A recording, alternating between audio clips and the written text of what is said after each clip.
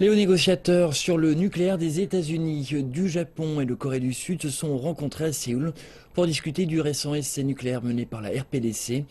Le représentant spécial américain pour la politique sur la RPDC, Sung Kim, son homologue sud-coréen Hwang Jun-kook et le japonais Kimihiro Ishikane ont participé à la réunion de mercredi. Les trois parties ont convenu d'appliquer des techniques diplomatiques différentes que par le passé et appelé à de nouvelles sanctions. Nous sommes déterminés à apporter une réponse forte à cette dernière provocation. Les trois pays, États-Unis, Japon et Corée du Sud, ont convenu qu'il était nécessaire d'apporter de nouvelles sanctions plus fermes du Conseil de sécurité des Nations Unies et nous allons coopérer très étroitement à cette fin.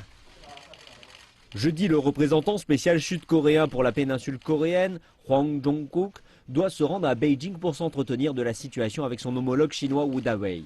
Et mardi prochain, il rencontrera son homologue russe Igor Morgulov à Moscou. Dans le même temps, la présidente sud-coréenne Park Geun-hye a appelé à des réponses fortes venant de la communauté internationale à la suite du 4e essai nucléaire mené par la RPDC. Lors d'un discours télévisé mercredi, la présidente Park a indiqué que son pays coopérait de façon étroite avec ses alliés en vue de décider de sanctions efficaces sur les plans bilatéral, multilatéral et du Conseil de sécurité des Nations Unies.